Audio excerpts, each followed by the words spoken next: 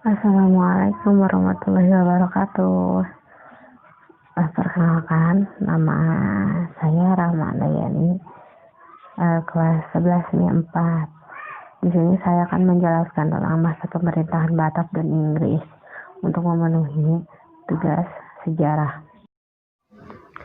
Kita langsung ke slide yang kedua. Akhir Republik Batak. Letak geografis Belanda yang dekat dengan Inggris menyebabkan Napoleon Bonaparte merasa perlu menduduki Belanda. Pada tahun 1806, Prancis membubarkan Republik Batak dan membentuk Kerajaan Belanda. Napoleon kemudian mengangkat Louis Napoleon sebagai Raja Belanda, dan berarti sejak saat itu pemerintahan yang berkuasa di Nusantara adalah pemerintahan Belanda Prancis. Oke, lanjut. Proses terbentuknya Republik Batak. Pada abad ke-18 terjadi perubahan tatanan geopolitik di Belanda. Muncullah kelompok yang menamakan dirinya kaum patriot. Kaum ini terpengaruh oleh semboyan revolusi Prancis, Liberté, Égalité, and Fraternité. Berdasarkan ide dan paham yang digelorakan dalam revolusi Prancis itu, maka kaum patriot menghendaki perlunya negara kesatuan. Oke, kita yang kedua, ada bertepatan dengan keinginan itu, pada awal abad ke-18, pasukan Prancis menyerbu Belanda. Belanda takluk dan Raja Willem selaku kepala pemerintahan Belanda melarikan diri ke Inggris. Belanda dikuasai Prancis. Selanjutnya, di Belanda dibentuk pemerintahan baru bernama Republik Batak pada tahun 1795 sampai 1806 yang dipimpin oleh Louis Napoleon, saudara Napoleon Bonaparte. Oke. Sementara itu, dalam pengasingan Raja Willem oleh pemerintahan Inggris ditempatkan di kota Kew. Raja Willem kemudian mengeluarkan perintah yang terkenal dengan Surat-Surat Kew. Isi perintah itu adalah agar para penguasa di negeri jajahan Belanda menyerahkan wilayahnya kepada Inggris, bukan kepada Prancis. Lalu pihak Inggris pun bergerak cepat dengan mengambil alih wilayah-wilayah jajahan Belanda di Hindia. Salah satunya Padang pada tahun 1795. Lalu Ambon dan Banda pada tahun 1796. Inggris juga memperkuat armada laut untuk memblokade Batavia. Nah, lanjut ke masa pemerintahan Daendels pada tahun 1808 sampai 1811. Herman Willem Daendels adalah gubernur jenderal pertama Belanda di Hindia Belanda. Diangkat atas saran Kaisar Napoleon Bonaparte menggantikan Gubernur Jenderal Albertus Swiss dan untuk mengisi kekosongan kekuasaan akibat dibubarkannya VOC. Daendels adalah kaum patriot dan liberal dari Belanda yang sangat dipengaruhi oleh ajaran revolusi Prancis. Daendels ingin menanamkan jiwa kemerdekaan, persamaan, dan persaudaraan di lingkungan masyarakat Hindia. Oleh karena itu, ia ingin memberantas praktik-praktik feodalisme. Hal ini dimaksudkan agar masyarakat lebih dinamis dan produktif untuk kepentingan negeri induk. Di sini ada Daendels melakukan beberapa langkah strategis untuk menjalankan tugasnya. Antara lain ada yang pertama ada dalam bidang pertahanan dan keamanan. Nah, ini ada yang kedua ada dalam bidang politik dan pemerintahan. Kalian bisa membaca poin-poinnya. Dan yang ketiga ada dalam bidang peradilan. Nah, di dalam bidang peradilan ini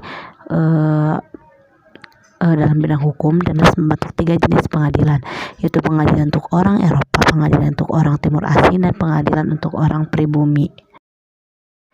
Nah, yang keempat ada dalam bidang ekonomi dan keuangan. Kalian bisa membaca poin-poinnya untuk langkah-langkah strategis ini. Dan yang kelima ada dalam bidang sosial. Kita langsung ke akibat dan akhir pemerintahan Daendels. Pertama ada akibat pemerintahan Daendels. 1. Rakyat Indonesia mengalami penderitaan yang sangat hebat. Selain dituntut untuk membayar pajak-pajak pemerintah, mereka juga diharuskan terlibat dalam kerja paksa atau rodi. Kerja rodi membuat rakyat yang miskin menjadi semakin menderita. Apalagi kerja rodi dalam pembuatan pangkalan di ujung kulon, karena lokasi yang begitu jauh, sulit dicapai dan penuh dengan sarang nyamuk malaria. Oleh karena itu, Wajar kalau kemudian banyak rakyat Hindia yang jatuh sakit bahkan banyak yang meninggal. Yang kedua, ada penderitaan rakyat kecil semakin bertambah akibat dari tindakan sewenang-wenang para pemilik tanah. Yang ketiga, ada ribuan rakyat Indonesia meninggal dalam pembuatan jalan raya Anyer dan Panarukan. Dan yang kedua, ada akhir pemerintahan Dendles. Dendles sebenarnya seorang liberal, tetapi setelah tiba di Indonesia berubah menjadi seorang diktator yang bertindak kejam dan sewenang-wenang. Sikapnya yang otoriter terhadap raja-raja Banten, Yogyakarta, Cirebon menimbulkan pertentangan dan perlawanan. Ia juga melakukan penyelewengan dalam kasus penjualan tanah kepada pihak swasta dan memanipulasi penjualan Istana Bogor. Akibatnya pemerintahannya banyak menimbulkan kritik baik dari dalam maupun luar negeri. Akhirnya Dendles dipanggil pulang ke negeri Belanda. Kemudian Louis Napoleon mengangkat Jansen sebagai gubernur jenderal yang baru menggantikan Dendles. Nah, itu adalah akibat dan akhir dari pemerintahan Dendles. Dari tahun 1808 sampai 1811. Nah, kita lanjut ke B, yaitu pemerintahan Jansen. Pada bulan Mei tahun 1811, Dendles dipanggil oleh Louis Napoleon untuk kembali ke negara Belanda. Sepeninggalan Dendles sebagai gubernur jenderal, ia digantikan oleh John William Jansen, atau bisa dipanggil Jansen, yang sebelumnya menjabat sebagai gubernur jenderal di Tanjung Harapan atau Afrika Selatan pada tahun 1802 sampai 1806. Cuma 4 tahun ya. Pada tahun 1806, Jansen terusir dari Tanjung Harapan karena Tanjung Harapan jatuh ke tangan Inggris. Nah, yang tadi ada cuplikan dari akhir pemerintahan Dendles, penyebabnya. Lalu pada tahun 1810, Jansen ditunjuk menggantikan Dendles untuk memimpin Jawa dan resmi menjadi gubernur jenderal di Hindia Belanda. Pada tahun 1811, Jansen berusaha memperbaiki keadaan di Hindia Belanda. Namun, Inggris sebagai musuh dari Belanda pada saat itu telah menguasai beberapa wilayah di Nusantara. Di sisi lain, Lord Minto memerintahkan Thomas Stamford Raffles, pemimpin serangan Inggris, untuk menguasai Pulau Jawa. Raffles pun menyiapkan serangan dan pergi ke Jawa. Pengalaman pahit pun dirasakan Jansen untuk kedua kalinya karena dalam perkembangan ia terusir dari tanah jajahannya. Pada tanggal 4 Agustus 1811, sebanyak 60 kapal Inggris sudah berada di Batavia. Kemudian pada tanggal 26 Agustus 1811, Batavia mampu dikuasai Inggris di bawah kepemimpinan Raffles. Jansen kemudian lari ke Semarang dan bergabung dengan Legiun Mangkunegara serta prajurit Yogyakarta dan Surakarta. Pasukan Inggris masih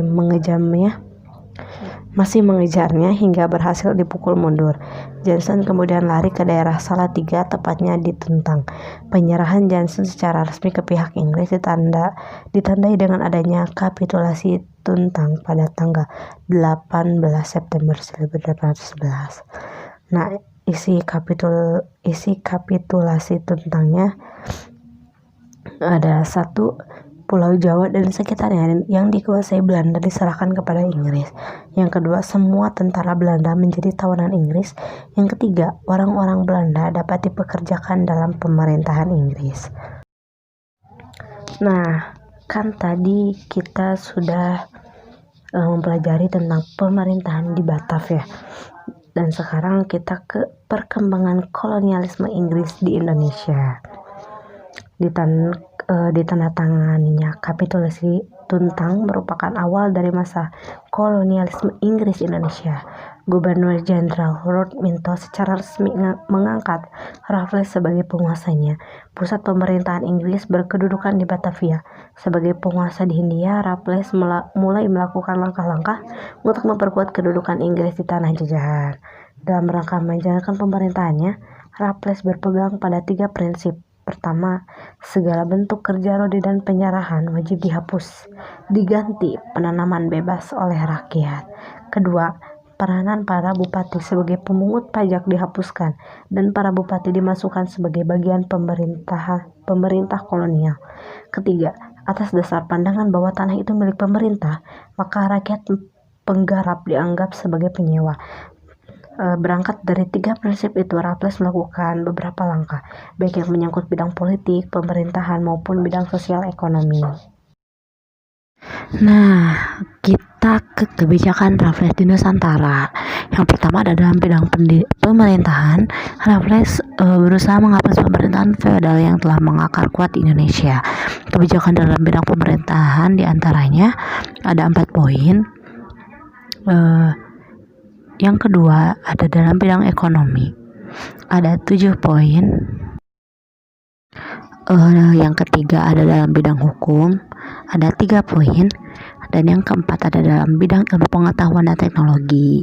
Nah, Raffles ini menulis buku The History of Java yang dibantu oleh juru bahasanya yaitu Raden Aryo Notodeningrat dan Bupati Sumeneb. Nah, kita sampai nih di akhir pemerintahan Raffles. Pemerintahan Raffles hanya bertahan sampai tahun 1816. Dari tahun 1811, sekitar 5 tahunan berdirinya pemerintahan Raffles. Terus ada keadaan di negeri jajahan, rupanya sangat bergantung pada keadaan di negeri Eropa. Lalu pada tahun 1814, Napoleon Bonaparte kalah melawan raja-raja di Eropa dalam perang koalisi. Dan yang keempat, untuk memulihkan kembali keadaan Eropa, maka diadakan Kongres Wina 1814. Sedangkan antara Inggris dan Belanda ditindaklanjuti Convention of London 1814. Berakhirnya pemerintah Raffles di Indonesia ditandai dengan adanya Convention of London pada tahun 1814. Perjanjian tersebut ditandatangani oleh wakil-wakil Belanda dan Inggris. Nah, kan ini ada berakhirnya pemerintahan Raffles di Indonesia ditandai oleh adanya Convention of London pada tahun 1814. Nah, ini ada isi Convention of Londonnya, kalian bisa membaca, ada 2. Nah, lalu ada pada tahun 1824 Inggris dan Belanda kembali berunding melalui Treaty of London tahun 1824. Isinya antara lain menegaskan beberapa ini, kalian bisa membacanya. Oke, mungkin dicukupkan sekian. Mohon maaf bila saya masih banyak kekurangan, masih banyak kesalahan dalam pengucapan, dalam pengetikan. Mohon maaf, harap dimaklumi karena saya juga masih belajar, masih belum menguasai materi. Nah, dicukupkan sekian. Terima kasih atas perhatiannya. Wassalamualaikum warahmatullahi wabarakatuh.